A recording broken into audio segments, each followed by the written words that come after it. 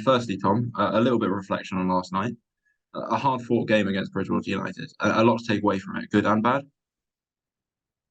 Yeah, of course. The fact that we scored 3 goals and in 45 minutes is positive. It shows that we're doing the right things, or we're starting to do the right things. It's been something that we haven't done so much in recent games, and we created a good amount of chances. There is naturally, when you concede three, you can see chances in the game that we did that there's a lot to reflect on, a lot to improve. Some of that is achievable by communication. Some of that is achievable by just us reflecting, us looking back at the game as a staffing and as a player team. And some of it we'll need to go and work on the training ground to make sure that we can rectify and give players the right tools to make sure that they make the right decisions. So yeah, there's always stuff to go through. There's always things to dissect. Obviously, we don't get a lot of time to dissect it. Obviously, Thursday night and work on Friday, and then trying to have a life in the in between is a balance that we're all trying to strike. But something that will get done within the next 24 hours to make sure that everything is complete, and obviously making sure alongside that our prep for tomorrow's game as well. Quite a battle and a hard pitch to run on as well. Two factors to make recovery just a little bit harder. And of course, there's another game in less than 48 hours after last night. How are the team holding up physically? Yeah, everyone's okay. There's no major concerns. So we're good to go again. I think, the transition between Thursday, Saturday is obviously a different one, but it'd be the same, Sunday, Tuesday. So there's teams that do that throughout the season, and we've played in games like that before. So we're not too worried about that sort of 48-hour turnaround. It was a heavy pitch, but it was always going to be. It's a grass pitch. It rained. It was always going to be difficult at times, but the players look after themselves really well. We again give them everything that they need from our perspective, but they're intelligent enough and they look after themselves really well. So we don't expect any sort of issues moving into tomorrow's game. With a big game, not just on the pitch, but the pitch itself, the complete Suzuki Stadium. How are you feeling about the game? Yeah, positive. It's an opportunity to play on a fantastic pitch in a stadium ground, and we've done that a number of times this season. And we're looking forward to it. It's what the players deserve. We're playing at tier 3 football. We should be playing in grounds and in stadiums and on pitches like we are on Saturday. There's, for me, it's a good thing, and it's a progressive move by the club to re-engage with it again. But for me, it should be a standard. Like, this is where we should be at. We as tier 3 and tier 4 clubs should be expecting more from those around us. That's not just the men's club as it is, but that's from everyone. And we shouldn't be stopping until those things are in place, because the players are playing at a phenomenal standard. So yeah, it's a good game. Obviously, I've been there before, and obviously without fans in our last game, but the players adapted to that really well. I don't see anything different. And a lot of our players have played in big stadium events before, played on big pitches. So we're not kind of worried about any sort of transitional change from what would be sort of Cirencester to the complete Suzuki Stadium Saturday. It's a big game for both the men's and the women's team, obviously playing on the same day. How big is this occasion? I think it's an important step in the right direction, and I think that it's an important step. I think we need to be doing things like this more often. I think there needs to be a better link between the clubs, whereby we're working collaboratively and not just us, working hand to mouth and asking them for things, but equally, how can we, support them in things that they need, and how can we collectively make sure that Cheltenham is becoming the sort of powerhouse it should be. You look at the region, you look at the size of Cheltenham itself and the surrounding areas. There's no reason why Cheltenham shouldn't be a huge club.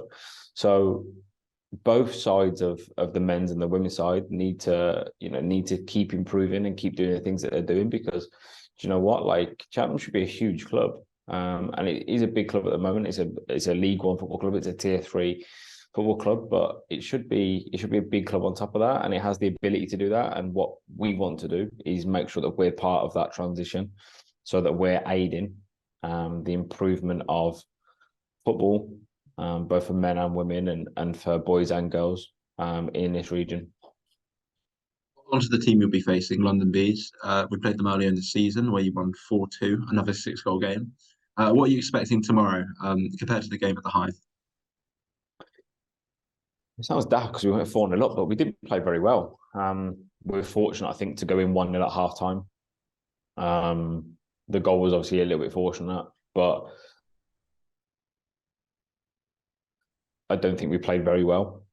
And we caused a lot of problems ourselves, which has been a bit of a theme recently. But second half, we're much better. We're much better, and we go 4-0 up because of the work rate, and we applied all the messages we should have done. So second half was a really positive performance. I think obviously the 2 goals at the end. One is a stunning free kick that I've probably never seen the like of it. It's top bracket. It's just inside the post, and it's a phenomenal hit. And the second goal is disappointing from our perspective, just in the way that we defended and invited pressure on ourselves.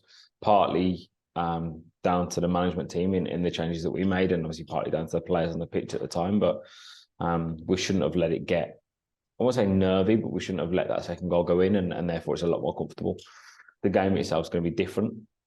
We're on the back of, like I said, a bit of a poor run. We spoke about it after the game yesterday, that what we need now in this dressing room is character. We need players, staff to take accountability of themselves and to make sure that the bubble that we have and the group that we have is not breakable, and we are all fighting for the same cause, which we are, and just reminding ourselves of that sometimes, and making sure that actually everyone's putting in that extra 1%, everyone's doing their job correctly, whether that's the person that fills up the water bottles or the person that scores the goals.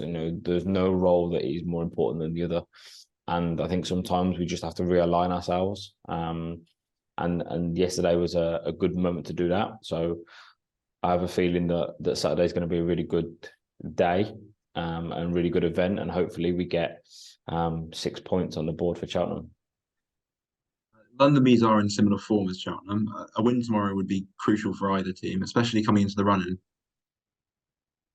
Yeah, it would. I think, we are probably 3 points off what is a mathematical safety, in my opinion. I think 24 points is probably the benchmark, and something that we set ourselves as our first target. Obviously, the sooner we get to that point, the better. And Saturday provides a great opportunity to do that for us. So that's our initial target. London Bees are fighting for their lives, and just like we saw last night, with Bridgewater, that sometimes, especially towards the end of the season, when the team's fighting for survival, that will give them the extra boost or the extra motivation to put in strong performances. So we're aware of that.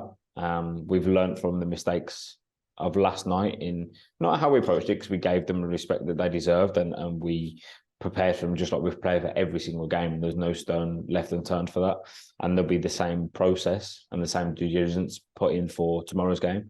But we've just got to be aware that sometimes we need to manage the emotion of the game a little bit better, because if we can manage the emotion of the game and situations of the game better, then we're more likely to get a positive outcome, which, again, if we'd have done that last night, we'd have probably given ourselves a much better chance of stepping on and inviting that pressure and being able to kind of pick apart the press or pick apart the spaces instead of kind of chasing the game again, which is something that we've spoken about before that we don't want to keep doing.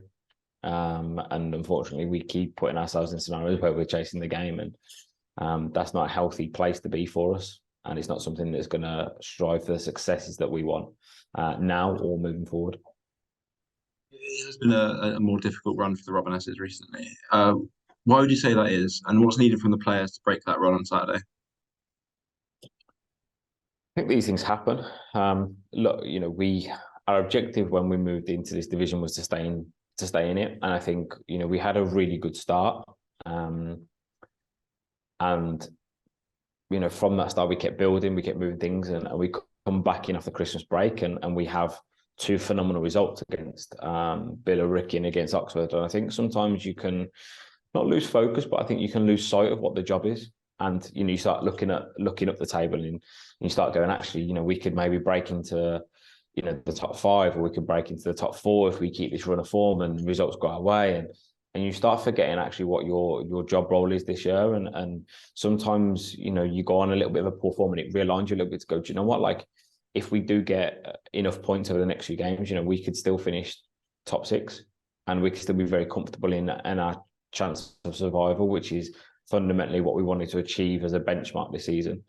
And we're in a good position to do that. So sometimes you have to realign, and you have to kind of look at what your start of the season focuses were. There are things that we need to get better at, 100%. There are things that we need to be progressing on, because we need to use this time now to make sure that we're in the right mindset, in the right space for next season as well, without losing sight of the game in front of us. But from a player point of view, there's nothing. It's a whole team. The whole team is part of it. It starts, the chairman all the way down to whoever's technically bottom of that list. But for us, we're all involved in it together, and fundamentally, we will all be part of that. And like I said, it's about our bubble. It's about making sure that we are focused on us. We are focused on what we need to do. We are focused on how we can be effective, communication, in terms of how we get messages across, both from players to staff and staff to players, and making sure that we prepare in the right way and give ourselves the best opportunity for the victory come Saturday evening. And that won't change, and it's not going to change, and it's going to stay there. And consistency now in how we approach things is important. Only from me, if you had just 20 seconds to sell the event, everyone packing into one road for the extra of the game to get them to stick around, what would you say? I'd say Cheltenham's a huge region, and it's a sleeping giant. And the men are overachieving. They're in League One. They're fighting some huge teams, and we're doing the same thing. And Cheltenham are that underdog story a little bit at the moment in both camps. So do you know what? When underdogs are fighting, they need as much support as possible. So, the more people that can get involved in the men's game and then in the women's game later on, then the better. And the support is appreciated by both camps, and it goes a really long way. And we're looking forward to hopefully putting on 2 strong performances that can bring the fans in and hopefully keep people coming back to games again. Thanks, Tom. Hi, Tom. Thanks for joining us. You mentioned earlier about how you wanted, ladies' game to start improving its level and playing at high-level pitches. Last season, we saw Bristol Rovers and Forest Green did the same thing after the men's game, playing a ladies' game after.